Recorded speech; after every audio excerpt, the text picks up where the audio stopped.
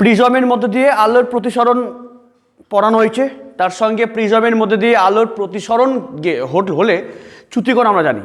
আজকে আমরা কি করব, একটা হচ্ছে প্রিজমেরই একটা স্পেশাল ফর্ম, সেটা হলো পাতলা প্রিজম। আগে তোকে জানতে হবে যে পাতলা প্রিজম কাকে বলি অ্যাকচুয়ালি, তারপর পাতলা প্রিজমের মধ্যে দিয়ে আলোর প্রতিসরণ ঘটলে চ্যুতিকোণ কত, এটা পরীক্ষায় আসে। আগে পড়াই তারপর বলবো এখান থেকে কিরূপ প্রশ্ন আসতে পারে। প্রথম আগে বলি পাতলা প্রিজম কাকে বলে, যেই সব প্রিজমের প্রিজম কোণের মান 10 ডিগ্রি বা তার কম। আচ্ছা প্রিজম কোণ কোনটা, এই যে এটা আমরা কি বলি, প্রতিসারক তল অ্যান্ড প্রতিসারক তল। এই প্রিজমটি যে দুটি সমতল দ্বারা গঠিত তাদেরকে আমরা কি বলি, প্রতিসারক তল। এবং এই প্রিজমের প্রতিসারক তল দুটি পরস্পর যে কোণে আনত, এই কোণটাকেই আমরা কি বলি, প্রিজম কোণ। ওকে, যাকে আমরা ক্যাপিটাল এ দিয়ে বলি। তো এবার পাতলা প্রিজম বা থিন প্রিজম কাকে বলি, যেই সব প্রিজমের ক্ষেত্রে এই প্রতিসারক কোণ বা এই প্রিজম কোণটায় কত হয়, 10 ডিগ্রির সমান বা তার কম।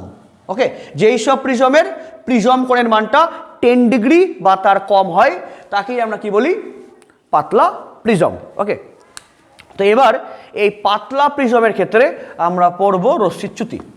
তাহলে পাতলা প্রিজমের ক্ষেত্রে প্রিজম কোণের মানটা কি খুবই কম হয়। আচ্ছা অবশ্যই তাই। আচ্ছা দেখতে একবার, দেখেন একবার, এটাকে সমতল, এটা সমতল, এই মাঝখানে যে অ্যাঙ্গেলটাকে কি বলি, এই মাঝখানে অ্যাঙ্গেলটা হচ্ছে প্রিজম কোণ। আচ্ছা যদি দেখ যদি এই কোণটা যত বেশি বাড়বে, দেখেন এই কোণটা যত বেশি বাড়বে তত প্রিজম কি হচ্ছে, মোটা হচ্ছে, আর যত বল কোণটা কি হচ্ছে, কমছে, তত কি থিন হচ্ছে। এটাই অ্যাকচুয়ালি ফেম। তাহলে পাতলা প্রিজমের ক্ষেত্রে দেখতো এই কোণটা কি খুবই কম। ওকে, তাহলে এবার পাতলা প্রিজম জানলাম কি অ্যাকচুয়ালি। এবার পাতলা প্রিজমের ক্ষেত্রে রশ্মির চ্যুতি। ওকে, কিন্তু শুনে নে এই অ্যাকচুয়ালি আমাদের বাস্তবে পাতলা প্রিজম যেটা হয়, যদি এতটুকু করি তাহলে কি আমাদের ছবি বোধগম্য হবে না। ফলে আমরা ছবিটা যেমন আঁকি সেভাবেই আঁকবো, কিন্তু পাতলা প্রিজমের শর্তটা আমরা সেভাবে ধরে নেব। ওকে,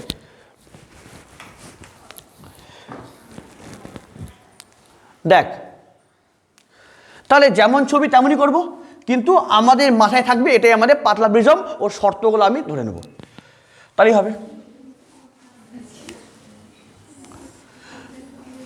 এটা হচ্ছে এ, এটা বি, এটা সি।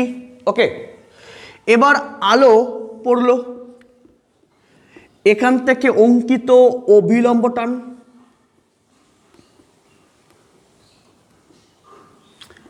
এখান থেকে অঙ্কিত অভিলম্ব, এই আলো যাওয়ার কথা এই সোজা, কিন্তু আলো লঘু থেকে ঘনতে গেল কোথায়, অভিলম্বের দিকে সরল। আচ্ছা তবে এই কোণটাকে আমরা কি বলি, I1, অ্যান্ড এই কোণটাকে আমরা কি বলি, R1। আবার এই তলে আরেকটা অঙ্কিত অভিলম্ব টান, তাহলে এই কোণটা হলো R2। তবে এবার এসি তলে আলো যাচ্ছে ঘন থেকে লঘুতে, তাহলে আলো কোন দিকে বেঁকবে, দূরে সরল। তবে এই কোণটার নাম হচ্ছে I2। তাহলে আলো গেল এই পথ বরাবর, তাহলে এই অ্যাঙ্গেলটাকেই আমরা কি বলি, যে ডেল। ওকে, তাই তো। আর এই অ্যাঙ্গেলটাকে আমরা কি বলি, ডেল 1, অ্যান্ড একে আমরা কি বলি, ডেল 2। এটা প্রিজম কোণ। এবার বল দেখি এবি তলের ক্ষেত্রে কি হবে। এবি তলের ক্ষেত্রে, আচ্ছা বল এবি তলের ক্ষেত্রে, আচ্ছা যদি বলি এই প্রিজমের প্রতিসরক মিউ, তাহলে এবি তলের ক্ষেত্রে এই মিউ মানে কত রে, sign I1 by sine R1, তাই না। এবি তলের ক্ষেত্রে মিউ মানে sine I by sine I1 by sine R1। Okay, এবার শুন এবার অ্যাকচুয়ালি তাহলে পাতলা প্রিজমের ক্ষেত্রে এই যে কোণ এটা কি হয়, খুবই স্মল, তাহলে কোণ এ ইকুয়ালস কি বল, কি খুবই ক্ষুদ্র, কেন 10 ডিগ্রি তারও কম, মানে কি খুবই একটা স্মল অ্যাঙ্গেল এই এর মানটা, তাহলে এ হয় খুবই স্মল, ওকে ভেরি স্মল, তাহলে এটা হয় কি খুব স্মল হয়। আচ্ছা এবার একটু মনে দেখ, একটু দেখ মনে, হ্যাঁ আচ্ছা যদি এ খুবই কম হয় তাহলে আপাতন কোণটা ওটাও খুব ক্ষুদ্র হয়, কি বললাম, এই এর মানটা খুব কম হলে এই আপাতন কোণটাও কি খুব ক্ষুদ্র হয়, দেখ কি করে, ওকে দেখ কিন্তু, কারণ এই জায়গাটাই এই থিওরির সব থেকে ইম্পর্টেন্ট একটা পয়েন্ট, কারণ এই জায়গাটা বুঝতে পারলে বাদ বাকি থিওরি কিচ্ছু নাই, শুধুমাত্র ক্যালকুলেশন, যোগ করব বিয়োগ করব আর কমন নেব, আর কিছুই নয়, কিন্তু এই জায়গাটা সব থেকে ইম্পর্টেন্ট পার্ট, যে পাতলা প্রিজমের ক্ষেত্রে এই কোণটা কি হয়, এ হয় খুব ক্ষুদ্র, ফলে এই I1টাও কি খুব ক্ষুদ্র, দেখ কি করে দেখ। আচ্ছা যদি বলি এটা কি, এটা আমার তল, ওকে এটা তল, তাহলে এই তলের সঙ্গে এটা কি অঙ্কিত অবিলম্ব আছে, খুবই দেখি মন দিয়ে, হ্যাঁ, আর এটা কি, এটা আপতিত আলো আছে।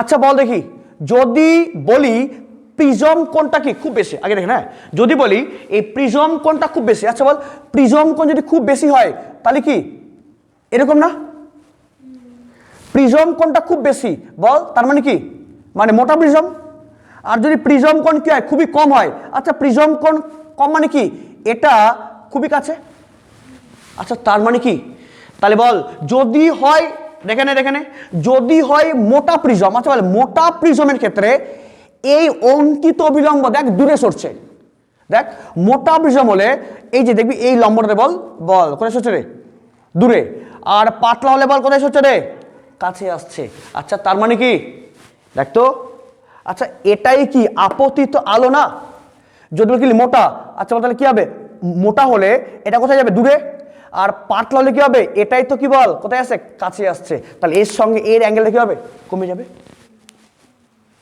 বুঝতে পারলি কি রে, পারলি বুঝতে, বল মোটা হলে কি হচ্ছে দেখ তো, এই মোটা হলে কি এই, তাহলে কি এর সঙ্গে এর অ্যাঙ্গেল কি হচ্ছে, বাড়ছে, মোটা হলে কি রে বল ও কি ও এই সরছে, তাহলে কি এর সঙ্গে এই অ্যাঙ্গেলটা বাড়ছে, যেটা আমরা নর্মাল আমরা করি, যেগুলো করি সব আগের থিওরিতে, আর পাতলা প্রিজম হলে বল কি হচ্ছে বল, এই কি এই অ্যাঙ্গেলটা কম, তাহলে পাতলা হলে কি বল ও এই যে দেখ কাছে আসছে, আচ্ছা বল তাহলে কাছে আসা মানে কি এর সঙ্গে এই কোণটা কি ক্ষুদ্র হওয়া, এটাই মেন, পারলি বুঝতে তো, হ্যাঁ তাহলে পাতলা প্রিজম মানে কি এটা কেমন, এটা হচ্ছে কাছে আসছে, তাহলে কাছে, তাহলে এর সঙ্গে এই অ্যাঙ্গেল কি হবে, কম হবে, তাহলে পাতলা প্রিজমের ক্ষেত্রে এই I1টা কি ক্ষুদ্র।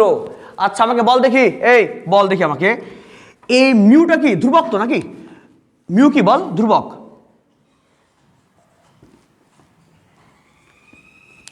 বল মিউ কি ধ্রুবক, আচ্ছা তাহলে মিউ ধ্রুবক হলে যদি উপরটা কমে তাহলে নিচটা কি হবে, কমবে তো, কেন, আরে অনুপাত কি কনস্ট্যান্ট, তাহলে উপরটা যদি বৃদ্ধি পায় তাহলে নিচটা কি হবে, বাড়বে, তাহলে কি অনুপাত কি থাকবে, ধ্রুবক, তাহলে পাতলা প্রিজমের ক্ষেত্রে I1 কি ক্ষুদ্র, তাহলে R1 কি হবে ক্ষুদ্র, তাহলে পাতলা প্রিজমের ক্ষেত্রে যদি এ কোণটা কি ক্ষুদ্র, সেহেতু কি এই অঙ্কিত অবিলম্ব কি এই আপাতন কোণের খুব কাছাকাছি, তাহলে এই I1টাও কি বল স্মল, তবে R1টাও কি বল স্মল,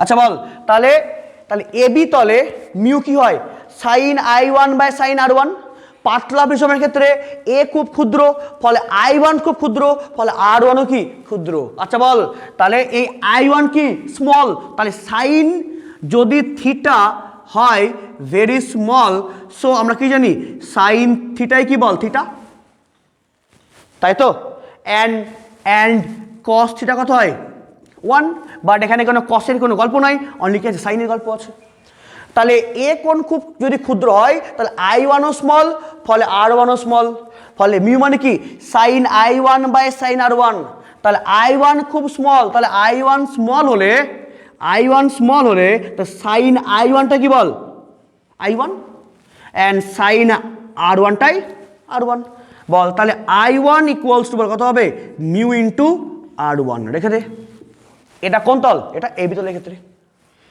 এবার বিসি তল,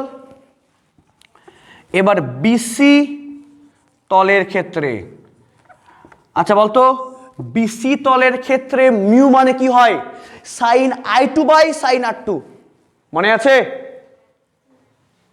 আমি দেখাইছিলাম কিন্তু, না হলে আমি আবার দেখাচ্ছি নে। এবার বিসি তল বল, তাহলে বিসি তলে আলো যাচ্ছে কোথায়? Glass to air. তাহলে বিসি তলে মিউ গ্লাস টু এয়ার কত হবে রে? Sine r2 by sine i2। কেন? কেন বিসি তলের ক্ষেত্রে r2 কি? আপতন কোণ, এন্ড i2 হলো প্রতিসরণ কোণ। সরি এসি তল, হ্যাঁ এটা এসি তল। হ্যাঁ বল, তাহলে এসি তলের ক্ষেত্রে r2 কি? আপতন কোণ, এন্ড i2 হচ্ছে প্রতিসরণ কোণ। তাহলে তাহলে হচ্ছে এসি তলের ক্ষেত্রে কি হবে? মিউ গ্লাস টু এয়ার, তাহলে sine r2 by sine i2 না নে। তাহলে মিউ গ্লাস টু এয়ার, এখানে কি লিখি? Mu air by mu glass equals to হলো সাইন r2 বাই কি? Sine i2। আচ্ছা বল মিউ এয়ার কত হয়? মিউ এয়ার 1 কত হয়? মিউ এয়ার 1, আর এটাকে বল ধরলাম কি? মিউ। তাহলে 1 বাই মিউ ইকুয়ালস টু কত রে? Sine r2 by sine i2। যদি পাল্টি মানে দিই তাহলে মিউ ইকুয়ালস টু হবে sine i2 by sine r2, যেটা আমি আগে বলেছিলাম। ওকে দেখে নে, তাহলে এ বি তল মানে কি? মিউ হয় sine i1 by sine r1, and AC তল মানে হয় ওই সেম মিউ মানে sine i2 by sine r2। কেন এরকম? কেন কেন কেন এখানে পাল্টি মেরে হচ্ছে না বল। তাহলে এসি তলের ক্ষেত্রে এই মিউ মানে কি বলি? Sine i2 by sine r2। আচ্ছা বল দেখি, আমরা কি জানি? এ মানে হয় না r1 প্লাস r2? এ মানে কি হয়? r1 plus r2। আচ্ছা তাহলে এই r2 মানে কত হবে? তাহলে r2 মানে হবে a মাইনাস r1। আচ্ছা বল, এই দেখে নে r2 মানে কি হয়? আরে দেখে নে r2 মানে কি? a minus r1। আচ্ছা এটা কি? এটা কি? স্মল। আবার r1টাও কি? স্মল। তাহলে এই বিয়োগ ফলটা কি হবে? স্মলই হবে। আরে এটাও স্মল, আর r1 কি? আরে এ তো স্মল আছেই, আবার r1 কি? বাদ যাচ্ছে, তাহলে কি বিয়োগ ফলটা স্মল হবে। তাহলে r2 কি? তাহলে যদি r2 স্মল হয় তাহলে তাহলে i2 কি? স্মল। কেন? অনুপাত কি? কনস্ট্যান্ট। পারলে বুঝছো তো? যেহেতু এ স্মল ফলে i1 স্মল, i1 স্মল মানে r1 স্মল, সেহেতু r2 কি? বিয়োগ ফলটা স্মল। তাহলে r2 স্মল মানে তাহলে i2 ও স্মল। কেন? ওদের অনুপাত কি? কনস্ট্যান্ট। তাহলে এক্ষেত্রেও বল, তাহলে বল, তাহলে বল, তাহলে এক্ষেত্রেও তাহলে i2 কি? তাহলে i2 হলো স্মল, তাহলে r2 কি হলো? স্মল। তার মানে সাইন i2 কে এবার কি লিখবো? i2, অ্যান্ড সাইন r2 মানে r2। তাহলে মিউ ইকুয়ালস টু হবে i2 বাই r2। তাহলে i2 ইকুয়ালস টু হবে মিউ ইন্টু r2। বল তাহলে এবি তল থেকে কি পেলাম? i1 মানে মিউ r1, অ্যান্ড এসি তল থেকে কি পেলাম? i2 মানে মিউ r2। তাহলে এবার বল আমরা চ্যুতি কোণ কি জানি? চ্যুতি কোণ, চ্যুতি কোণ আমরা কি জানি বল? Del equals to i1 plus i2 minus A হয় না? প্রিজমের মধ্যে দিয়ে আলো রশ্মি চ্যুতি কোণ। তাহলে কিন্তু পাতলা প্রিজমের ক্ষেত্রে এই i1টাই কত বল? মিউ r1, অ্যান্ড i2টাই হবে mu into r2 minus A. তাহলে ডেল মিউ গেল কমন, বল কে থাকবে? r1 প্লাস r2 মাইনাস এ। ওকে তাহলে বল এবার এ r1 প্লাস r2 এটা মানে কি?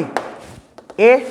তাহলে ডেল ইকুয়ালস টু হবে mu into A minus A. তাহলে del equals to mu minus 1 into A. তাহলে পাতলা প্রিজমের ক্ষেত্রে রশ্মির চ্যুতি কত পেলি? Del equals to mu minus 1 into এ।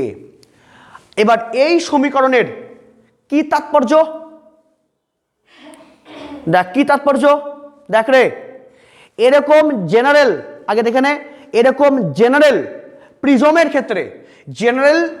ক্ষেত্রে তার চ্যুতি কোণের মানটা তার যে আগমন কোণ বা আপতন কোণ ওর উপর ডিপেন্ড করে, কিন্তু পাতলা প্রিজমের ক্ষেত্রে তার চ্যুতি কোণের মানটা আপতন কোণের উপর ডিপেন্ড করে না। আরে ডিপেন্ড করবে কেন? ডিপেন্ড তো করার কথাও না। দেখ আমি কি পেলাম, আমি তো অলরেডি ম্যাথামেটিক্যাল বল কি পেলাম, পাতলা প্রিজমের ক্ষেত্রে রশ্মি চ্যুতির সমীকরণে কোনো আপাতন কোণের কোনো চিহ্নই নাই, ফলে কি তাহলে পাতলা প্রিজমের ক্ষেত্রে রশ্মি চ্যুতি আপাতন কোণের উপর ডিপেন্ড করে না, এটা পেলাম। কিন্তু এবার তুই তোদের কনসেপ্টে ভাবতো ডিপেন্ড তো করার কথাও না। কেন?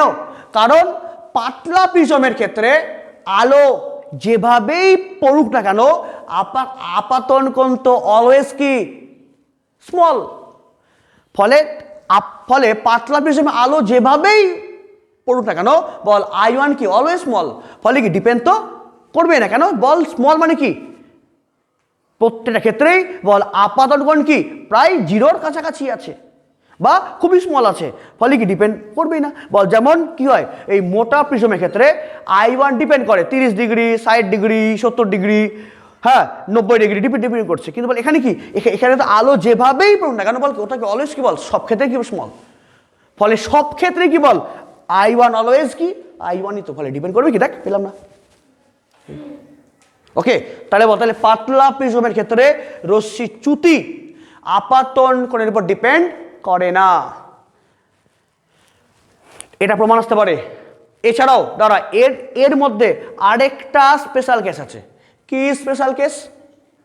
এই বলতো এখানে I1 কোণটা কি খুবই স্মল, আর যদি ধরি যে I1টা একদমই স্মল কি একদমই জিরো, মানে কি এই পাতলা প্রিজমে যদি আলো বল কেমন পড়ে লম্বা পতন। ওকে, লম্বা পতন। আচ্ছা লম্বা পতন মানে কি? আর শুন এখানে আমরা I1 কে কি ধরছি খুব স্মল, এবার আমরা একদম I1 কে ধরবো কি বল জিরো, মানে লম্বা পতন। তাহলে এবার দেখবো যে লম্ব আপতন হলে কি হবে। দেখ এটাকে পড়ে নে, এবার লম্ব পতন। হ্যাঁ মানে এখন কি I1 কি স্মল, আর এবার নেক্সটে আমরা বল কি ধরবো I1টা একদমই জিরো, মানে কি লম্ব পতন। তাহলে পাতলা প্রিজমে লম্বা পতন।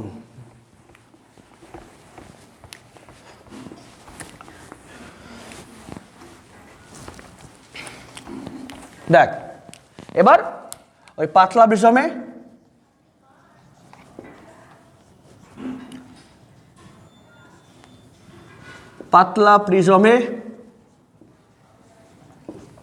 লম্বা পতন। দেখ তাহলে ছবিটা কেমন হবে। দেখ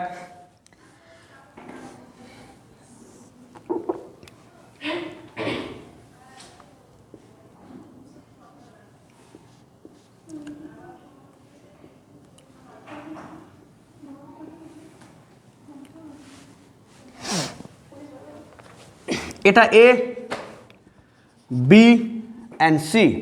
দেখ এবার পাতলা প্রিজমের লম্বা পতন, তাহলে ছবি কেমন হবে রে? লম্ব আপতন মানে আলোটা একদম অঙ্কিত অবিলম্ব বরাবর পড়া, তাই তো, মানে আলোটা একদম এই কেমন আসবে একদম সোজা আসবে। তাহলে বল এই লম্বা পতন তো, তাহলে I1টা কত জিরো, তাই তো, তাহলে R1 কত হবে জিরো, তাহলে আলো সোজা বেরোবে। কিন্তু এখানে কিন্তু আলো সোজা বেরোবে না, কারণ এখানে তো অঙ্কিত অবিলম্বের সঙ্গে সামথিং অ্যাঙ্গেল করবে। কেন? আরে এখানে অঙ্কিত বিলম্ব এটা, আর প্রথম তাহলে কি আলো লম্ব আপতন হয়েছে, তাহলে কি প্রথম তাহলে আলো একদম ওই বরাবরই পড়েছে, কিন্তু কিন্তু এখানে কি এই তলে অঙ্কিত অবিলম্ব এটা বল, তাহলে এই তলে আলো কি লম্বভাবে পড়েছে না, তার এইখানে বল তাহলে এখানে কোনটা কত হবে R2, আর বল বেগবে কোন দিকে ভূমি থেকে বেঁকলো, তাহলে এই কোণটা হবে I2।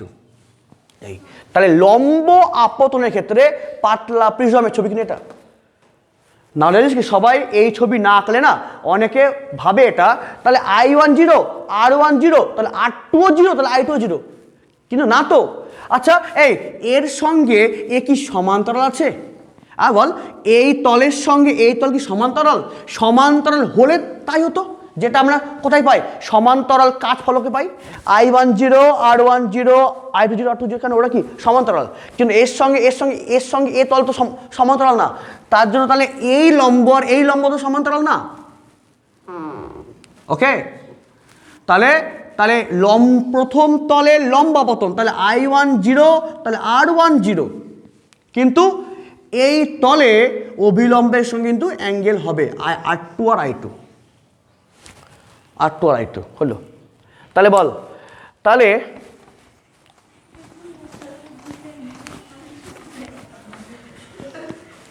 বল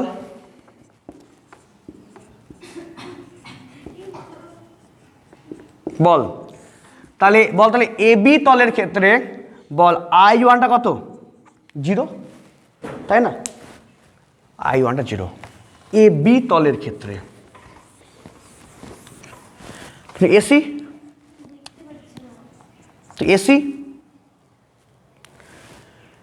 কিন্তু এসি তলের ক্ষেত্রে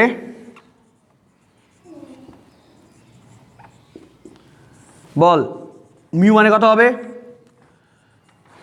সাইন I2 বাই কি সাইন R2। আচ্ছা বলতো, এটাও তো পাতলা প্রিজম না? আচ্ছা এটাও কি পাতলা প্রিজম? তাহলে পাতলা প্রিজমের ক্ষেত্রে এ মানে কত হয়? R1 plus R2। ওকে, তাই তো হয়, যেখানে এই কোণ এটা কি খুব স্মল, পাতলা প্রিজম, এ মানে কি R1 প্লাস R2, আর এটা কি খুবই স্মল। এবং পাতলা প্রিজমের ক্ষেত্রে লম্ব আপতন হওয়ার জন্য এই R1টা কত রে? 0 প্লাস R2। তাহলে পাতলা প্রিজমে লম্ব আপতন হলে এই R2টাই বল সমান কার সঙ্গে রে? এর সঙ্গে, তাই না? আর এটা কি স্মল, তাহলে R2 কি হবে? স্মল। তাহলে R2 স্মল মানে I2 কি স্মল। তাহলে পাতলা প্রিজমে লম্ব আপতন হলে I10 R10, তাহলে AB তলে I10, কিন্তু এসি তলে এ মানে কি R1 প্লাস R2, R1টা 0, ফলে এ মানে কি R2। যেহেতু এই এটা কি খুব স্মল, ফলে তাহলে এসি তলে R2 কি স্মল, তাহলে এসি তলে R2 কি স্মল, তাহলে R2 স্মল মানে তাহলে I2 কি রে? I2 তো স্মল। তার মানে এসি তলের ক্ষেত্রে এবার ব্যাপারটা কেমন হবে? Mu equals to I2 by R2, so I2 equals to হবে মিউ ইন্টু R2। ওকে, তাহলে লম্ব আপতনের ক্ষেত্রে I1 মানে 0 অ্যান্ড I2 মানে মিউ R2। ওকে, তাহলে এবার চ্যুতির মেন ফর্মুলা কি হবে? চ্যুতি del equals to I1 plus I2 minus A. তাহলে পাতলা প্রিজমের ক্ষেত্রে I1টাই কত রে? 0, অ্যান্ড I2 মানে লম্বা পতনের ক্ষেত্রে mu into R2 minus A. তাহলে ডেল মানে কত হলো? Mu into R2 minus A. তাহলে ডেল কত হলো? মিউ আর R2। বল, এখানে I1 0 করে এটা পেয়েছি, তার মানে I10 মানে কি? এটা বল কোথায়? লম্ব আপতন। আর লম্ব আপতনের ক্ষেত্রে দেখে নে এই R2 কি বল ইকুয়াল টু কার সঙ্গে? এর সঙ্গে। তাহলে এখানে আমরা কি লিখবো? R2 মানে এ, কেন লম্ব আপতন, মাইনাস এ। তাহলে ডেল মানে বল কত হলো? মিউ মাইনাস 1 ইন্টু এ। দেখ তো, এখান থেকে আমরা আরেকটা কি দেবো? সিদ্ধান্ত। আচ্ছা বল, শোন, তুই এটা কি পেলি? দেখে নে, বল তুই এটা কি পেলি? এটা পাতলা প্রিজমে রশ্মির চ্যুতি কখন? যখন কি এই কোণটা স্মল। আর এটাও কি পেলি? পাতলা প্রিজমে রশ্মির চ্যুতি যখন I1টা একদমই 0। তাহলে বলতো, তাহলে পাতলা প্রিজমে আলো যেভাবেই পড়ুক না কেন, পাতলা প্রিজমের রশ্মির চ্যুতি কোণ আপাতনের কোণের উপর ডিপেন্ড করবে না। অ্যান্ড সেকেন্ড কনক্লুশন বল কি বলবি? পাতলা প্রিজমের ক্ষেত্রে রশ্মির চ্যুতি অলওয়েজ কি বল? অলওয়েজ ধ্রুবক।